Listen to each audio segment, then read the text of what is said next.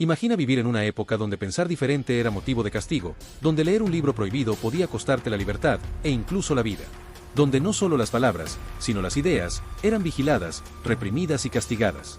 Esta fue la realidad durante siglos bajo el control de una de las instituciones más temidas de la historia, la Inquisición.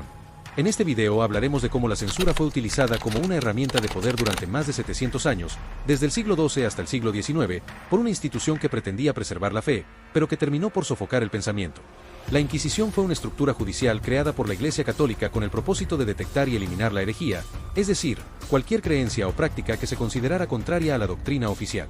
Su origen se remonta al siglo XIII, cuando el Papa Gregorio IX la estableció formalmente en el año 1231.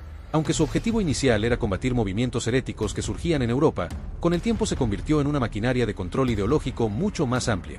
A lo largo de su existencia, la Inquisición tuvo distintas formas y nombres según la región y la época: la Inquisición medieval, la Inquisición española, la Inquisición portuguesa y la Inquisición romana.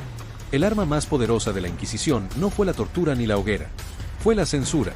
A través de ella, se restringió el acceso al conocimiento, se castigó la libre expresión y se moldeó la forma en que las personas pensaban y entendían el mundo.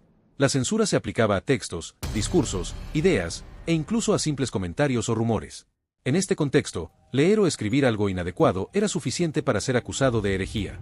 En el siglo XVI, bajo el papado de Paulo IV, se publicó el primer Index Librorum Prohibitorum, o Índice de Libros Prohibidos. Esta lista, que se actualizó muchas veces hasta su abolición en 1966, enumeraba las obras que estaban vetadas para los fieles católicos. El índice no solo incluía libros religiosos considerados heréticos, sino también textos científicos, filosóficos y literarios que podían cuestionar la autoridad de la Iglesia o incitar al pensamiento independiente. Obras de autores como Martín Lutero, Erasmo de Rotterdam, Giordano Bruno, Galileo Galilei, René Descartes, Voltaire y Rousseau fueron prohibidas por difundir ideas que rompían con el dogma establecido. Pero la censura no terminaba con la simple prohibición de libros. La Inquisición también vigilaba a quien los leía, quien los poseía y quien se atrevía a compartirlos. Se ejercía un control estricto sobre la producción de textos, y ninguna obra podía imprimirse sin la aprobación previa de las autoridades eclesiásticas. Esta aprobación se otorgaba a través de sellos como el Nihil Obstat, nada se opone, y el Imprimatur, puede imprimirse, sin los cuales una obra era considerada ilegal y peligrosa. Las imprentas estaban vigiladas y se imponían penas severas a quienes distribuyeran libros no autorizados. Los autores, editores y lectores que desafiaban esta normativa podían ser denunciados. La delación era una práctica común. La Inquisición alentaba a los fieles a informar sobre conductas sospechosas, incluso entre familiares o vecinos. Una simple acusación podía dar lugar a un proceso inquisitorial.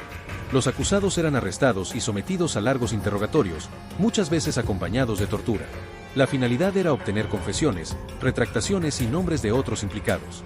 En casos graves, las personas eran condenadas públicamente y, en muchos casos, ejecutadas. Uno de los casos más famosos es el del astrónomo Galileo Galilei. En el siglo XVII, Galileo defendió la teoría heliocéntrica de Copérnico, que afirmaba que la Tierra gira alrededor del Sol. Esta idea iba en contra de la interpretación literal de las Escrituras, que colocaba a la Tierra en el centro del universo.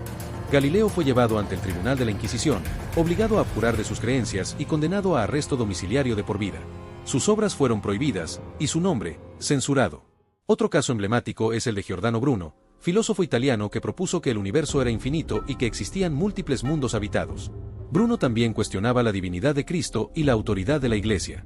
Después de años de juicio, fue declarado hereje impenitente y quemado vivo en la hoguera en Roma, en el año 1600. Su muerte se convirtió en símbolo del precio que muchos pagaron por pensar distinto. La censura inquisitorial afectó profundamente el desarrollo del conocimiento en Europa. Muchos científicos y pensadores optaron por autocensurarse o trabajar en secreto para evitar represalias. Otros huyeron a países más tolerantes. Se perdió información valiosa, se destruyeron obras irreemplazables y se retrasó el avance de la ciencia y la cultura por generaciones. El impacto social de la censura fue igualmente devastador. Se instauró un ambiente de miedo y conformismo. La diversidad de pensamiento fue reemplazada por el silencio. Las personas aprendieron a callar, a no hacer preguntas, a obedecer sin cuestionar. La censura se convirtió en una herramienta de control total, donde lo que no se podía destruir, se silenciaba. A partir del siglo XVIII, con el surgimiento del pensamiento ilustrado y las revoluciones liberales, el poder de la Inquisición comenzó a declinar. Las ideas de libertad de conciencia, pensamiento crítico y derechos individuales se extendieron rápidamente por Europa. Muchos estados comenzaron a desafiar la autoridad eclesiástica y a promover la separación entre Iglesia y Estado. La Inquisición española fue abolida oficialmente en 1834. La portuguesa, en 1821. y el índice de libros prohibidos fue eliminado definitivamente en 1966. La historia de la censura ejercida por la Inquisición nos deja una lección poderosa. Cuando se restringe la libertad de pensamiento, se ataca el corazón mismo del conocimiento y del progreso humano. La censura no solo silenció voces, también apagó ideas y destruyó sueños. Hoy, aunque vivimos en tiempos diferentes, la amenaza de la censura adopta nuevas formas. Y por eso, más que nunca, es vital recordar el pasado para defender el derecho a pensar, a cuestionar y a expresarnos libremente. Si este video te pareció interesante, no olvides darle like, compartirlo y suscribirte para más contenido histórico y educativo. ¿Conocías el alcance de la censura durante la Inquisición? ¿Qué opinas al respecto? Te leo en los comentarios.